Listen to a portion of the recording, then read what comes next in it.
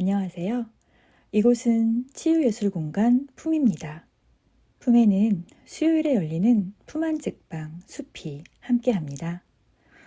수요일에 품안책방 숲에서 보내는 수요일의 선물, 수요일의 커피하우스 두 번째 이야기가 지금 시작합니다. 수요일의 커피하우스는 언제쯤 커피하우스다운 면모를 드러낼까? 오늘도 가게와 여자는 페인트 범벅이다. 아무래도 인테리어를 직접 할 생각인 모양이다. 담벼락 자체가 마음에 안 드는지 이번에는 전체를 자주색 페인트로 칠하고 있었다. 그녀는 오늘 오렌지색 원피스를 입고 있어서 마치 오래된 병풍 앞에 선 홍학처럼 보였다. 지나는 사람마다 신기한 얼굴로 쳐다보았다. 슬며시 걱정이 되었다. 아마도 내가 집주인이라면 립스틱을 잔뜩 바른 악마의 입 구멍처럼 되어버린 그 광경을 결코 용납할 수 없을 것이다. 강의가 1시간밖에 없는 날이다. 중요한 재료학 시간이니까 빼먹을 수는 없고 끝나자마자 돌아가서 만들다만 나무 상자를 마저 완성할 생각에 마음이 바빴다. 나무 상자는 보석함이나 연필통 같은 것으로 쓸 수 있고 터키식 문양을 조각칼로 새겨 넣어 파란색 알료로 섬세하게 붓질을 했다. 거기에 은색 걸쇠를 달아 고풍스러운 멋이 나게 할 생각이다. 선물용으로 인기가 많을 것 같다. 모두 17개이고 마무리 작업만 하면 된다. 한 개에 얼마나 받으면 좋을까? 학교 앞 디자인 용품점에 들러 시장 조사를 했다. 비슷한 보석함을 4만 원에 팔고 있었다. 경쟁력을 갖추기 위해 3만 5천 원으로 가격을 정했다. 깎아달라고 조르면 5천 원까지 깎아줘야지. 모두 팔 수 있다면 재료비를 빼고도 30만 원은 남겠지. 보름 작업으로 그 정도면 나쁜 편은 아니다. 수요일의 커피하우스의 외벽은 이제 빨간색으로 변하고 있다. 빨간색이라니. 플리마켓은 재밌는 곳이다. 예술을 일상으로 끌어오자는 키치하에 어떠한 상품도 시장에 내다 팔 수 있는 벼룩시장. 모든 키치가 다 그렇듯 개념은 이익과 밀접한 관계를 맺고 있다. 개념의 탄생은 예술이라는 미명하에 어떤 잡스러운 행위나 작업물도 용인된다고 생각하는 저급 예술을 삭틔우거나 벌써 포화 상태가 된 지 오래인 상업작품의 거품을 부추기는 원천이 되기도 했다. 예술, 특히 현대예술에서 중요한 것은 어떻게 하면 다른 사람이 잘 이해할 수 있도록 개념을 창출할 것인가. 그리고 어떻게 그것이 마치 새로운 이야기라도 되는 듯 떠벌려 부가가치를 창출할 수 있는가 하는 점이다. 미술대학의 원로는 아무리 다른 변명을 해보았자 그런 예술의 사기 행각을 배우는 일이 급선무다. 그런 행위의 가장 기본적인 형태를 이 플리마켓에서 볼 수가 있다. 언젠가는 진짜 예술가가 될 거라 자부하는 어설픈 학생과 자영업자들이 무슨 시골 행상처럼 주섬주섬 보따리를 풀고 손님을 끌려고 나름의 쇼를 선보이기도 하는 토요일의 플리마켓은 나에게는 일종의 활력소다.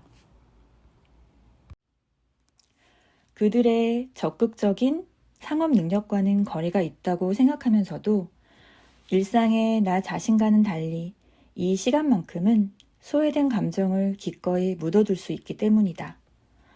여기에 이렇게 가난한 사람들이 있구나. 나와 처지가 비슷한 사람들이 있구나. 포기하지 않는 치열한 삶이 있구나. 그런 느낌. 젊은 그들의 신선한 감각과 열정, 어떤 것에도 방해받지 않고 고급스럽게 세상을 살아나갈 수도 있지 않을까 하는 달콤한 착각. 단 하루, 한나절이라고 해도 물론 그들이 모두 가난한 것은 아니다. 개 중에는 재미삼아서 또는 경력을 하나 추가하기 위해 나온 이들도 많다. 고등학교 때부터 단짝 친구인 유리가 그런 아이다. 어때? 이 귀걸이 멋지지 않아? 유리는 자그마한 귀에서 달랑거리는 호박 귀걸이를 보여주며 내게 물었다. 아름답다. 호박은 어디서 구했니? 설날 선물로 받은 놀이개에 달려있던 걸로 만들었어. 그걸 대체 얼마에 팔려고? 그렇게 비싼 물건을 사갈 사람은 별로 없을걸. 네가 어떻게 아니? 넌 뭘 팔 거야? 그 나무 상자? 예쁘다. 유리는 형편이 전혀 어렵지 않은 아이다. 아버지는 LCD 부품 업체를 운영하는 중소기업 대표이고 엄마는 유명한 화량의 큐레이터다. 유리는 내가 만든 나무 상자가 예쁘다면서 그 자리에서 하나를 샀다. 잘 뒀다가 지우 생일에 선물할 거야. 지우는 유리의 남자친구다. 경영학과에 다니는 동급생으로 그룹 가수처럼 생긴 외모 덕분에 여자아이들에게 인기가 꽤 좋은 편이다. 유리는 멀끔하게 생긴 지우가 당연히 부잣집 도련님인 줄 알았는데 어느 날 그가 보험회사에 다니는 싱글맘의 외동아들이라는 걸 알게 되어 굉장히 실망한 적이 있었다. 그 다음부터 유리는 의도적으로 지우와 거리를 두려 했지만 속으로는 무척 좋아하는 눈치였다. 그러면서도 한편으로는 어떻게 하면 대학생활 동안 좋은 집안의 남자를 만나 순탄하게 결혼을 할 것인가 하는 생각을 게을리 하는 일이 없었다. 세상을 참 단순하게 살 수 있으니 좋겠다 생각하면서도 한편으로는 저렇게 예쁜 아이가 멍청하고 속도 없으면 나 같은 아이는 열등감 때문에 숨이 막혀 죽겠지 싶어 다행스럽기도 했다. 유리는 플리마켓에서 번번이 내 첫 손님이 되어주었다. 고등학교에 다닐 때만 해도 우리 집은 유리네 집과 비슷한 수준의 제법 부유한 집안이었다. 아빠는 꽤 전통이 있는 가구회사를 운영하셨는데 어느 날 중국에서 대량 주문을 받은 것이 화근이었다. 엄청난 물량의 가구를 만들어 부산항까지 실어 날랐는데 주문한 업체가 바로 전날 부도가 났다는 어이없는 연락을 받았다. 어쩔 수 없이 아빠는 만들어 놓은 물량의 대금과 운송, 컨테이너 위약금 등의 비용을 떠안아야 했고 단기 어음을 막지 못해 최종 부도 처리가 되었다. 오늘 플리마켓의 매출은 형편없었다. 나무 상자를 4개밖에 팔지 못한 것이다.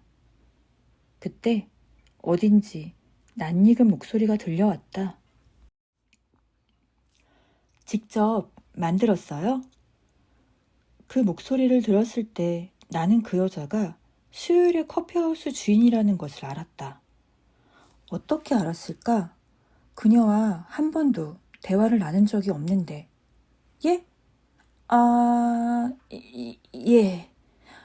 직접 새기고 색칠도 하고? 여자는 신기하다는 듯이 내 눈을 물끄러미 바라보며 물었다. 내가 고개를 끄덕이자 그녀는 접이 의자에 늘어놓은 나무 상자들을 자세히 살펴보기 위해 쪼그리고 앉았다. 유리는 조금 떨어진 곳에서 춤을 추는 남자애를 구경하느라 정신이 없었다. 사람들 모두 그쪽으로 모여들었다. 마치 비둘기 떼들 같다. 여자와 나만이 빈 공간에 남겨진 채 멈추어 있었다. 여자는 나무 상자 하나를 골라 값을 치렀다. 그녀가 막 돌아서려는데 내 입에서 뜻밖의 질문이 새어나왔다. 수요일에 커피하우스는 언제 문 열어요? 정말 수요일의 커피하우스는 언제 문을 열까요? 다음 편을 기대해 주세요. 오늘도 내 안의 평화와 함께 하시길 고맙습니다. 치유예술공간 품, 수요일에 품한 책방 숲지기, 무지개숲 돌고래였습니다. 또 만나요.